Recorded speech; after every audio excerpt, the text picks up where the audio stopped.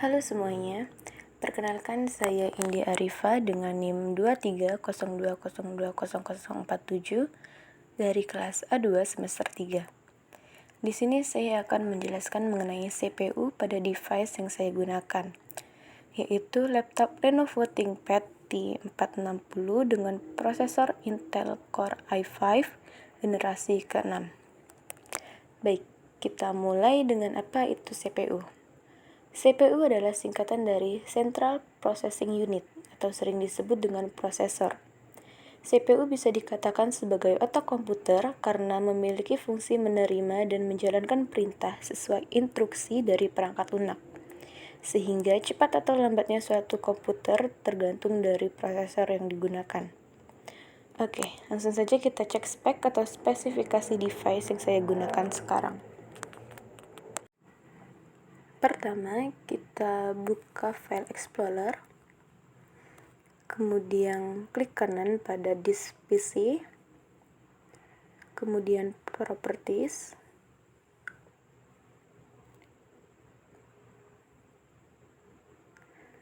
kemudian akan muncul seperti ini. Nah, dari sini kita bisa lihat bahwa device yang saya gunakan sekarang yaitu menggunakan prosesor Intel Core i5 dengan jumlah CPU 2,30 GHz sampai 2,40 GHz. Kemudian RAM-nya yaitu 8 GB. Untuk sistem operasinya itu sudah menggunakan Windows 10 Pro dengan seri 64 bit. Kita cek informasi tambahannya, yaitu kita klik Windows plus R, kemudian kita ketik dxdiag, kemudian klik enter.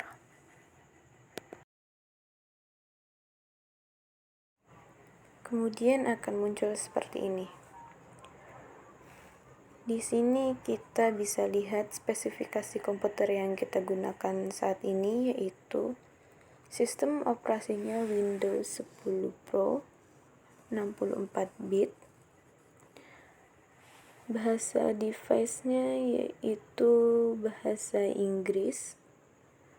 Untuk modelnya bisa kita lihat di situ.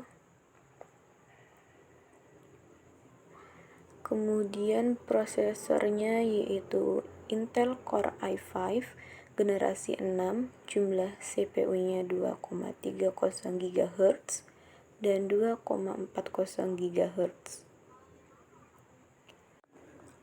Untuk memorinya yaitu 8 GB.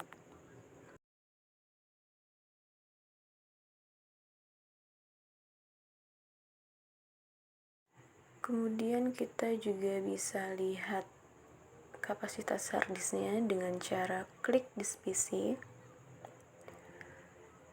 lalu kita pilih manage, lalu kita pilih menu storage, lalu klik disk management.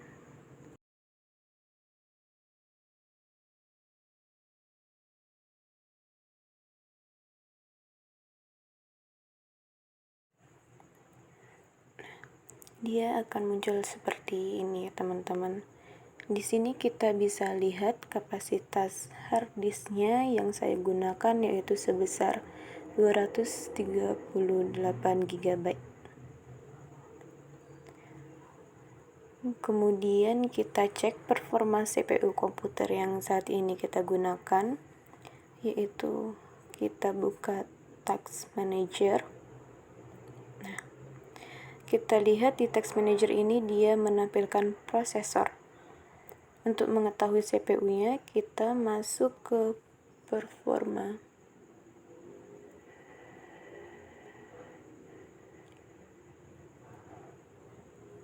Ya, yang paling pertama yaitu CPU.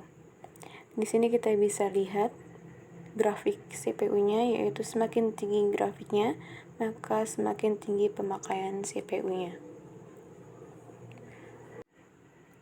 Di sini grafik CPU-nya tinggi sampai sampai mencapai 100% itu karena saya sedang mengaktifkan OBS, saya sedang menggunakan OBS untuk merekam layar. Jadi semakin banyak yang kita gunakan, maka grafik CPU-nya akan semakin tinggi.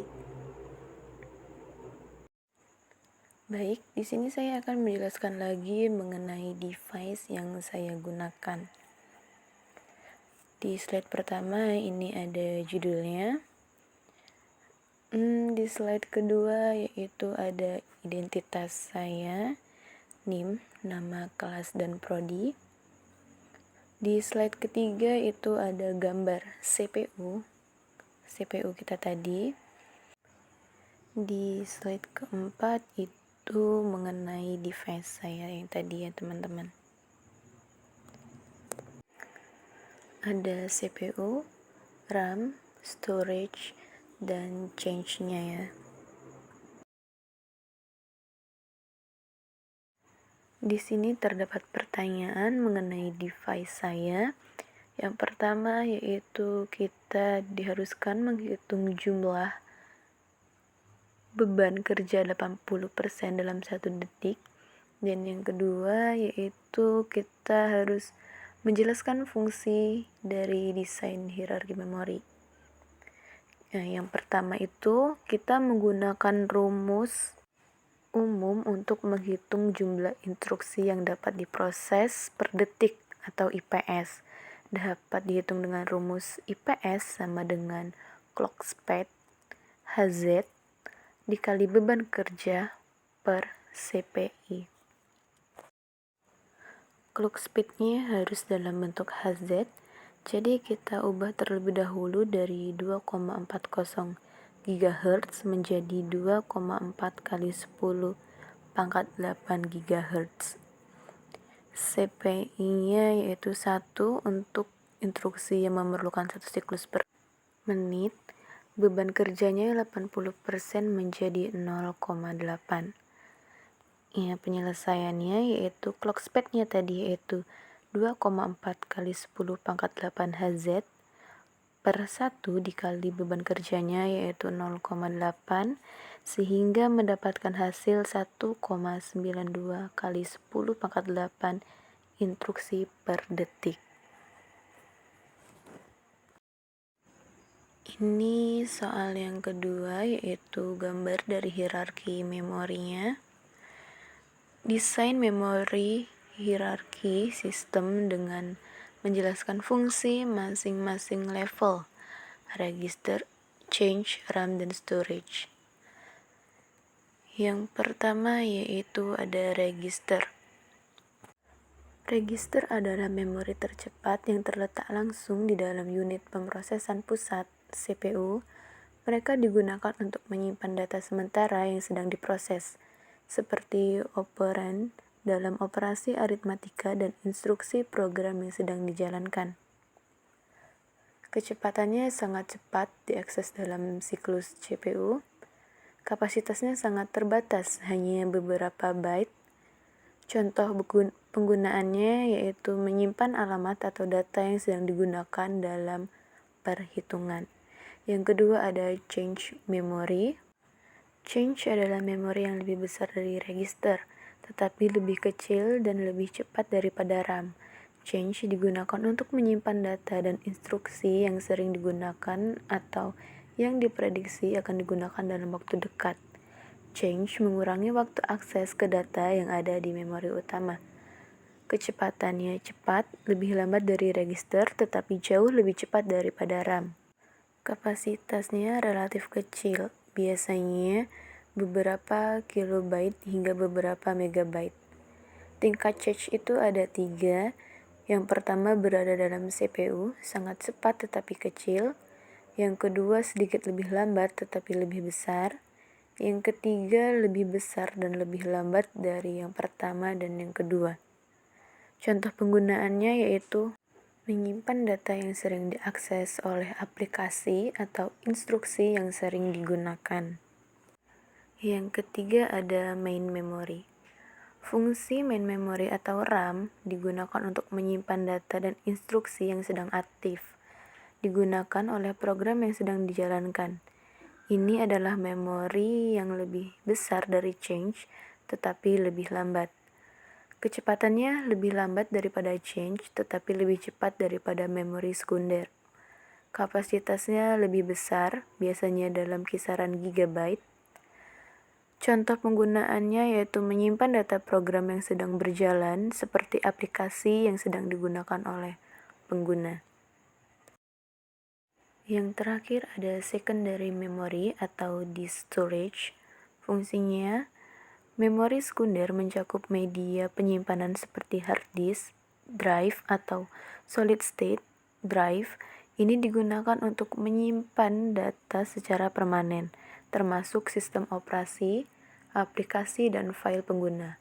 Memori sekunder memiliki kapasitas yang sangat besar, tetapi lebih lambat dibandingkan dengan memori utama dan change. Kecepatannya relatif lambat dibandingkan dengan memori utama dan change. Kapasitasnya sangat besar, pada terabyte atau lebih. Contoh penggunaannya yaitu menyimpan sistem operasi aplikasi dan data pengguna yang tidak aktif. Mungkin itu saja yang dapat saya sampaikan. Mohon maaf bila ada salah kata.